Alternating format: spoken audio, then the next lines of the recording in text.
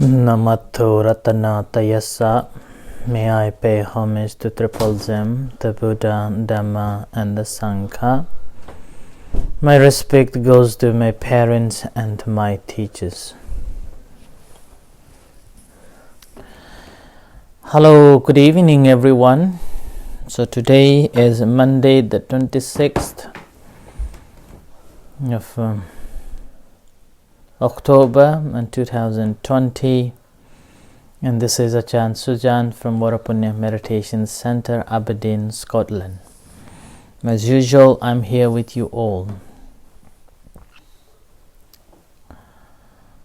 Hi Margaret, hi Manish, good evening. First of all, I must apologize for a few members who are trying to log in this morning and somehow technical problem didn't allow them to join with us this morning's Mindful Mondays, and I don't know what happened with that. Somehow just they couldn't join with us, so hopefully they can join next month. So really sorry for not able to join. And thank you Yvonne for painting and helping to paint all the wood, the beams at the center. Thank you very much for your time and effort. And congratulations Colin for your 17th anniversary.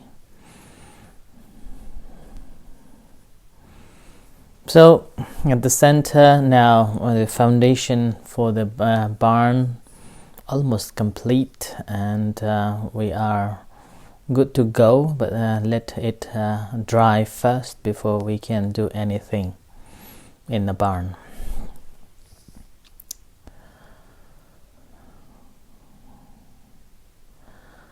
In fact, today is a very special day for the Nepalese people and also in India. This is the time that whole Nepal and India will be celebrating so-called Dasai or Vijaya Dasami, and the day of a victory.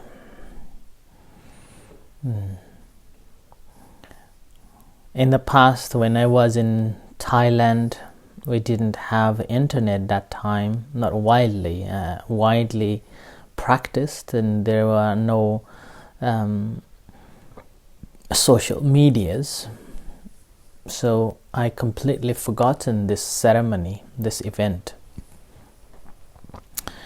I'm mostly studying about the Buddhism, and then later as the social media developed, you can connect with so many things, even the forgotten events, forgotten festivals. So that's how now I come to know these events every time when there is. So it's been a couple of days that I have been focusing on the theme of Paticcasamuppada, the dependent origination. And yesterday we had Winnie as a guest to speak on that. And it was a wonderful discussion regarding the dependent origination, how we are engaged and how we depend on.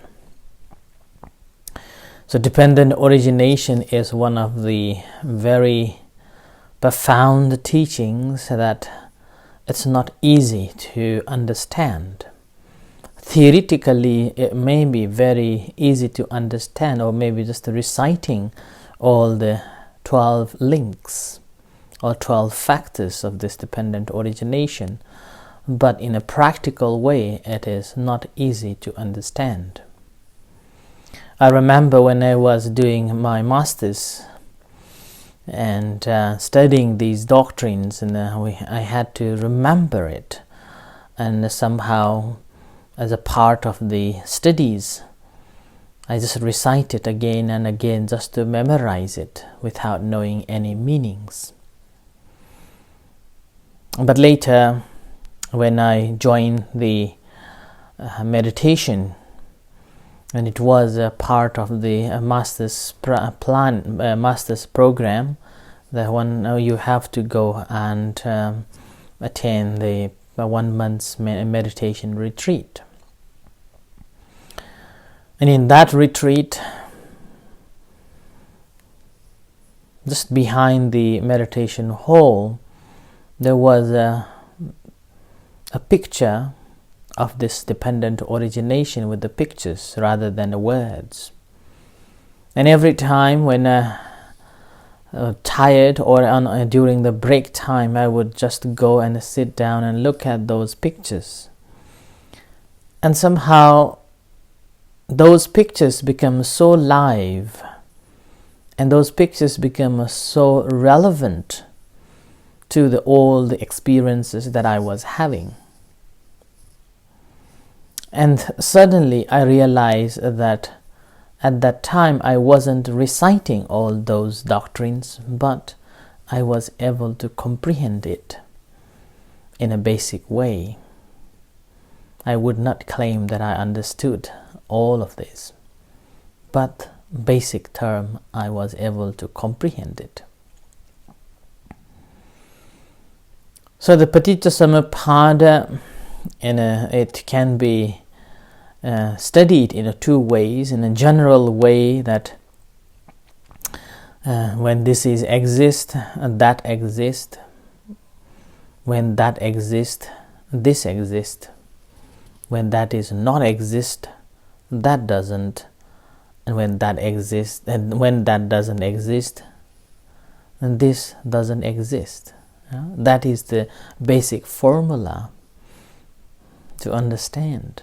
And the second way of looking at it as there are 12 factors, and starts from the avijja.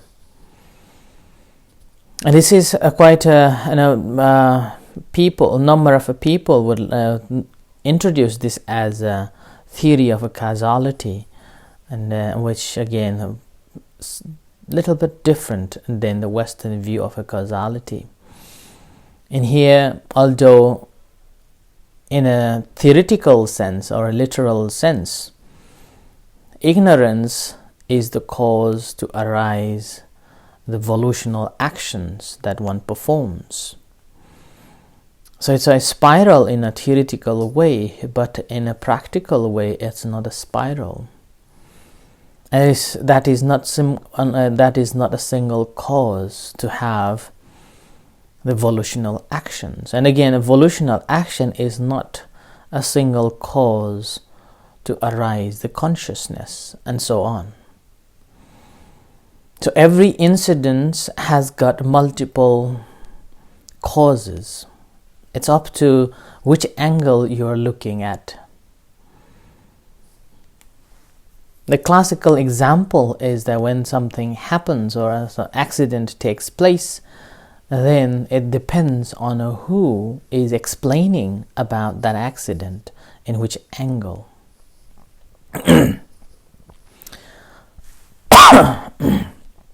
Sorry. And that is the difference. So every problems that we face, every difficulties that we come across, never think that there is only single cause. There are multiple causes. It's up to how we look at it. So practice of a meditation is to understand this Paticcasamuppada in its entirety, as a whole story, not part of the story. And in our life, normally we use the part of the story to create furthermore. And we are conditioning ourselves from the experience that we have and from the things that we have seen, and presume that this is going to be, and that must be in that way. Like that. But this, according to the Paticcasamuppada, is that there are many multiple causes for one thing to happen. And that is the reason why it's very difficult to understand. Venerable Ananda was the attendant of the Buddha during the time of the Buddha. And he, after comprehending or reflecting, contemplating on the Paticcasamuppada, he thought to himself that he had understood thoroughly the Paticcasamuppada, the dependent origination. So he approached to the Buddha and said to the Buddha that, "My Lord, the Paticcasamuppada is so complex, so deep, and yet I have fully understood this. I have fully understood, my Lord." When the Buddha heard the Ananda's proclamation, the Buddha said to the Ananda that, "Nahevang Ananda, no Ananda, do not say so. Do not say so that Paticcasamuppada, the dependent origination, is easy to understand. It's so hard. But meanwhile, what you have to understand that the moment when one understood the Paticcasamuppada, he is worthy of respect. He is a noble one, whether he is following the teachings of the Buddha or not. And this Paticcasamuppada is not belongs to the Buddhism solely. Buddha himself said in one of the discourses that Upadawa bhikkhave tathagatanang thitavasa thadu dhammatitata. Whether the Buddha arises in the world or not, this teachings of a dependent origination was there, is there, and will be. A Buddha simply proclaimed, unveiled, and presented to all of us. So that's why, sometimes people may think that this is Buddha's invention. In fact, it is not Buddha's invention, but simply Buddha discovered and presented it, the reality as such, that whoever walks in this path will bring the light and understand this Paticcasamuppada. Now, this Paticcasamuppada, or the dependent origination, in a theoretical ways, when we look at it, there are 12 factors. Starts from the ignorance, volitional action, consciousness, mind and matter, six sense bases, contact, feelings, cravings, clinging, existence, old age and death.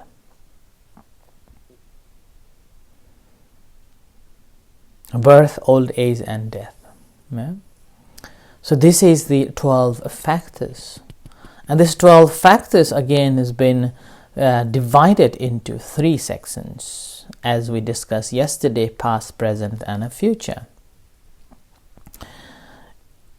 In a past, as a past cause, is regarded as ignorance and volitional action, which is again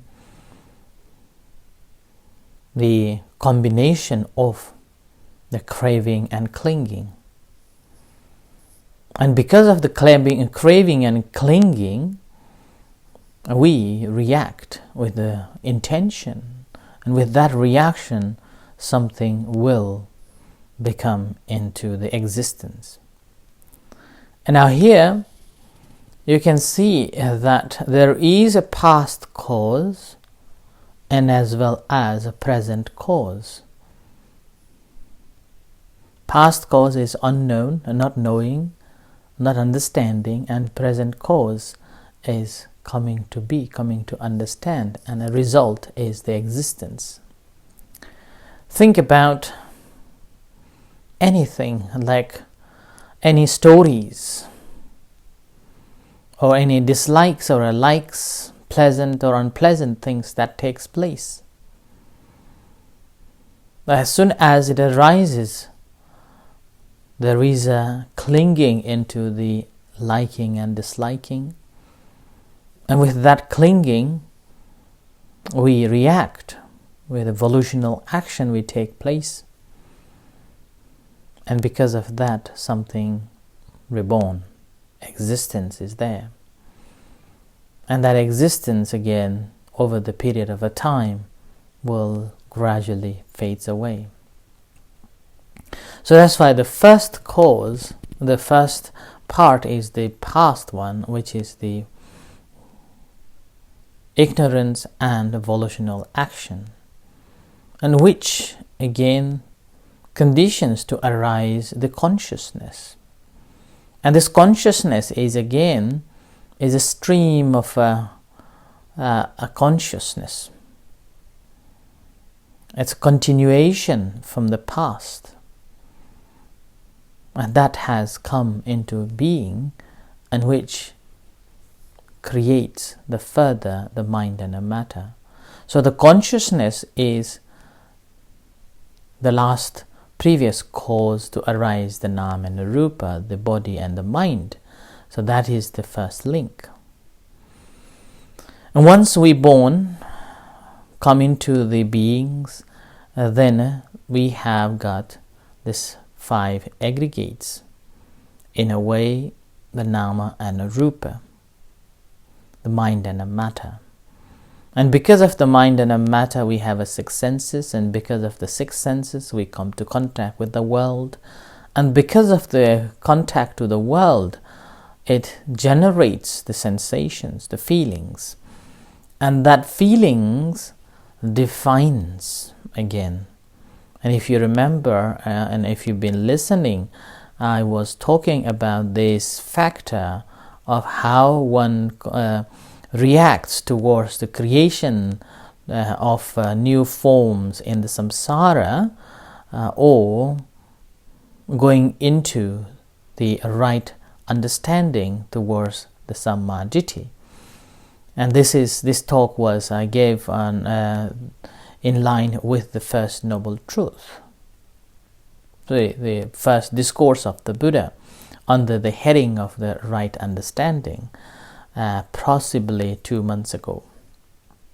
That whenever there is sensations ariseth, that not knowing of the sensation as impermanent, then we tend to have cravings, clingings, and then we hold on to that created stories. And that is a disappointment most of the time, and which brings suffering, which brings unhappiness, which brings trouble, and even a friction. And that is the second link, and this is all what we have in this life. And then further on, a craving, clinging, and existence are again a present cause. Craving is a present cause. Clinging is a present cause. And then becoming is a present cause too. We crave to something, and that leads to creation of something else. And craving alone is not enough. We have to have this clinging. And normally when there is a craving, there is a clinging. And that is for sure. And with this, there is a becoming. And sometimes when we want to have something, or want to get something from someone, or to even to own self. And that's a craving. And because of that, we try to give a lot of reasons why should I have it. And if I have it, how I will be. So we are trying to find all the forms of possibilities, and how grateful to have that object or have that moment. But we fail to think of, if I don't have, what will happen? Yeah? So this craving, we become so attached to it, and we attach to that craving more and more, and with that we longing to have longing to have that as soon as possible. And mostly, it's in a relationship. It is very common to misunderstand each other, and sometimes on the basis of nothing, on the basis of nonsense. And out of a sudden it just happens, and then goes on hanging on to that conversation, forgetting all the good conversation one has, but clinging on to the moment of disappointment, moment of not liking or displease, and we are breaking.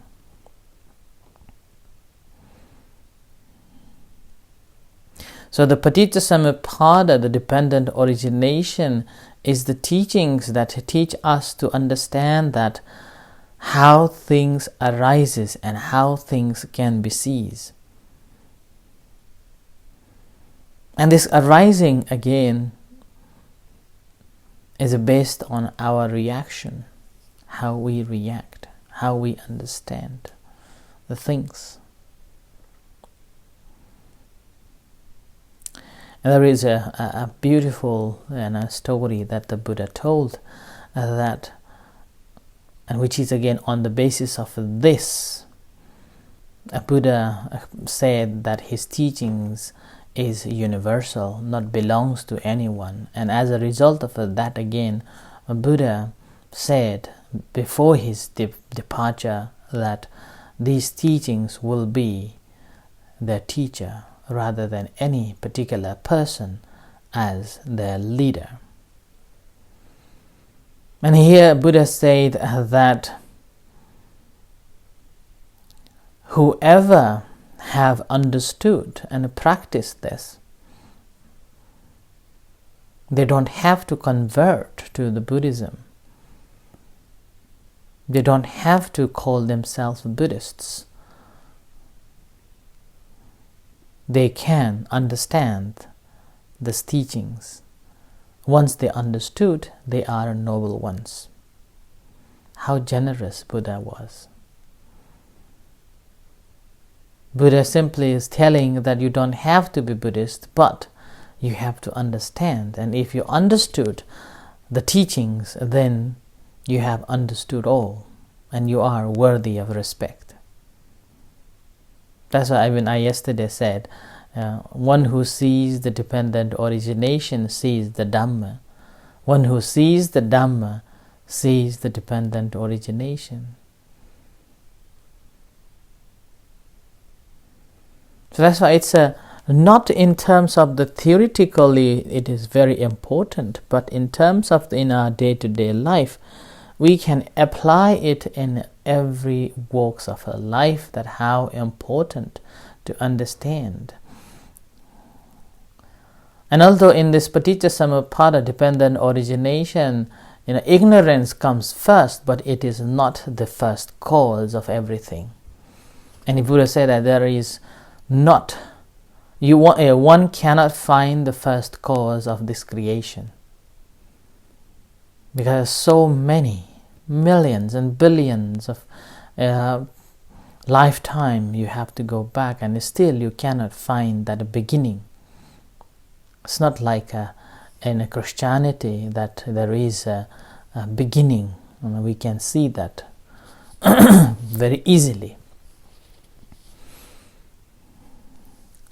So that's why the avidya, the ignorance, although comes first, but is not the first cause of the whole spectrum of this paticca samuppada.